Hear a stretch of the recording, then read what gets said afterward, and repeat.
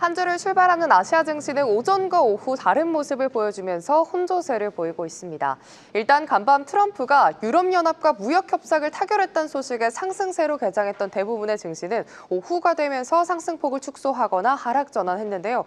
우리 증시 역시도 보합권 내에서 혼란스러운 모습을 보이다가 현재는 3,200선 상회하면서 상승 전환에 성공했습니다. 먼저 일본 증시부터 확인해 보시죠. 저번 주 미국과 일본이 관세 협상을 하면서 미국에 약 761조 원을 투자하기로 했습니다. 이와 관련해 이 돈을 미국의 반도체 공장을 짓는 타이완 기업 지원에도 사용할 수 있다고 밝혔는데요. 구체적인 기업명은 언급하지 않았지만 이 소식에 일부 반도체 종목들이 시세를 내주고 있습니다. 하지만 지수는 지난주에 급등세를 보인 여파일까요? 오늘은 차익 실현 매물이 나오면서 오전장도 하락으로 마무리했고요. 오후장 계속해서 낙폭을 키워가는 모습입니다. 그래도 리크루트 홀딩스 종목단에서 시세를 내주면서 4만 1,000선은 방어하나 싶은 모습인데요. 이 시각 현재 1%대 약세 보여주고 있습니다. 이와 다르게 최근 고공행진을 이어가는 베트남 증시입니다. 영국계 은행 스탠다드 차타드가 베트남의 올해 성장률 예측치를 기존 6.7%에서 6.1%로 하향 조정했습니다. 배경으로는 최근 몇 달 동안 물가 상승률 상승세가 멈춘 점을 꼽았는데요.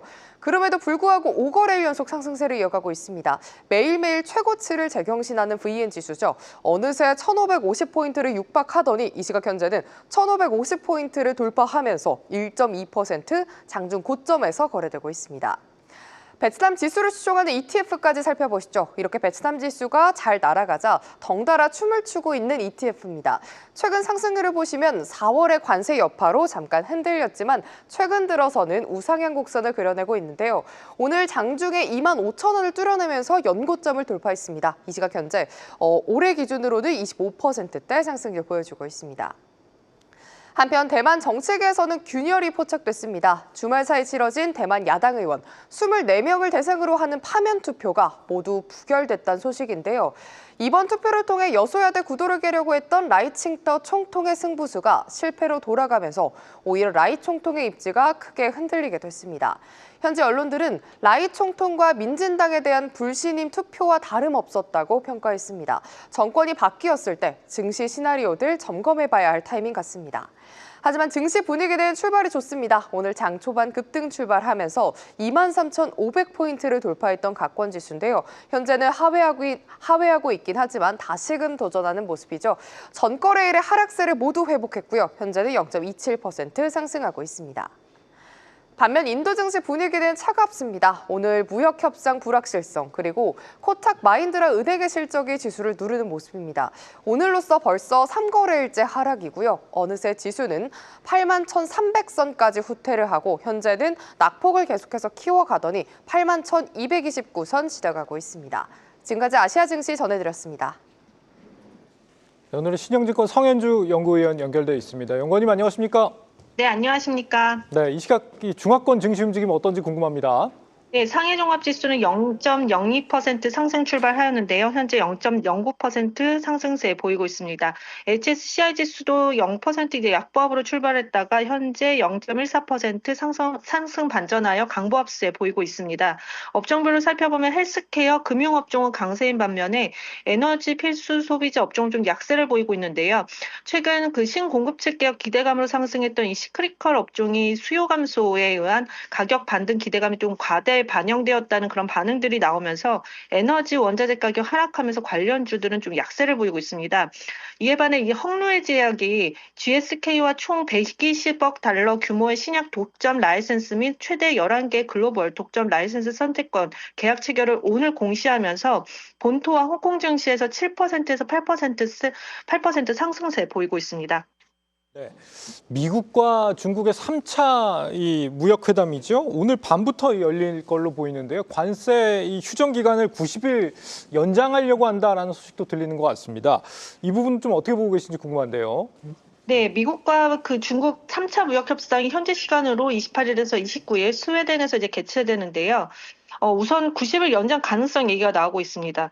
실제 관세 조정은 8월 12일까지인데 그렇게 되면 이제 11월까지 이제 연장된다는 거고요.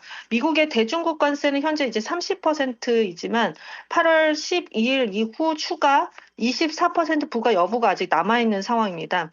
사실 중국 입장에서 현재 이제 30%를 유지를 해도 이에 대한 좀 불만은 있을 수 있는데 연초에 중국 정부가 예상했던 그 최대 관세가 한 20% 정도였습니다. 이게 이제 100% 넘어갔다가 30%로 하향 조정이 됐지만 중국 입장에서는 이게 여전히 높은 수준인데요. 중국 정부는 아마도 이 30% 중에 이제 20%가 펜타닐 관세이기 때문에 여기에 좀 집중할 것으로 예상을 하고 있습니다. 미국이 요구하는 그 기준치를 정확히 좀 제시하도록 제안할 것으로 예상을 하고 있고요. 중국 정부는 그동안 이 펜타닐 관련된 규제를 더 강화를 하면서 일부 이제 협정을 위한 이런 정책들을 강화를 했습니다. 만약에라도 이제 이 양국이 이번에 뭐 구체적인 돌파구를 마련하지 못한다 하더라도 그래도 이제 뭐 무리하게 추가 관세 조정은 피할 것으로 예상을 하는데 중국이나 미국 양국 모두 이 관세로 인한 경기 불확실성이 굉장히 좀 크기 때문이라고 보고 있고요. 따라서 추가 연장 가능성이 현재는 좀 높을 것으로 판단됩니다. 네. 그리고 이 중국에서 상반기에 이 승인받은 신약이 43개에 달한다라고 합니다.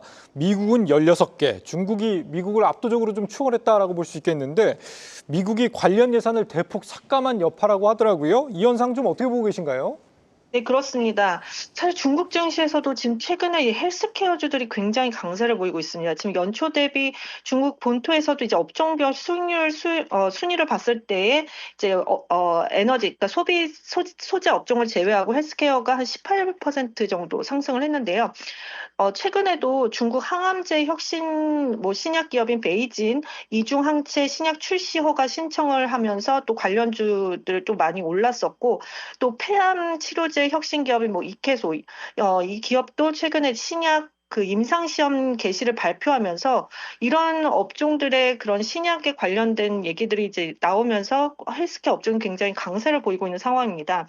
지난 5일 이 상해에서 열렸던 그 미국 약물정보학회에서 중국 혁신신약 종합순위가 글로벌 2위라고 발표를 했는데요. 작년 기준으로 글로벌 임상시험 건수가 5,300건, 그중에 이제 35%가 미국이고 30%가 중국입니다. 신약을 개발하기 위해서 이제 임상시험 서비스 그 시장이 굉장히 중요한데 중국은 인구 대국으로 AI 및 정부의 지원 등을 통한 임상시험 인프라에서 경쟁 우위를 확보하고 있는 상황입니다. 그러다 보니 CRO라든지 CDMO 이런 분야에서 중국 기업들의 글로벌 시장 점유율이 10년 전에는 10% 미만이었지만 작년 기준으로 20%까지 상승했는데요. 또한 이를 바탕으로 또 작년에 보면 혁신 신약 글로벌 시장 점유율이 14.7%로 상승 추세를 보이고 있습니다. 특히 작년에 중국의 글로벌 기업의 혁신 신약 그 라이센스 거래가 급증하면서 중국 제약 산업 발전 속도가 굉장히 빨라지고 있는데요. 상반기에 혁신 신약 그 승인 건수가 48개로 작년에 그 승인 건수를 감안하면 굉장히 승인이 지금 빠른 것을 알 수가 있습니다. 중국 정부가 의약품 승인 기준을 개선하면서 연구개발, 진단, 심사 종료까지 혁신 의약품 출시를 가속화하고 있기 때문입니다. 이에 비해서 이제 미국은 신약 허가 건수가 이제 감소를 하고 있는데 작년에 50개에서 올해 상반기 때 16개에 그쳤습니다. 그러니까 중국과 달리 미국 정부의 예산 삭감 또 구조조정 이런 문제로 인해서 이제 승인 심사가 지연됐기 때문인데 중국은 하반기에 수립 예정인 또 15차 5개년 계획에서도 혁신 신약 관련 정책 등 중장기 헬스케어 산업 지원 정책을 좀 강화할 것으로 예상하고 있습니다. 네, 연구원님 오늘도 말씀 잘 들었습니다. 감사합니다. 네, 감사합니다. 네, 신영증권 성현주 연구위원이었습니다. 계속해서 다양한 경제 이슈를 알고 싶다면 구독과 좋아요, 알림 설정 부탁드립니다. AI 캐스터 권미정이었습니다.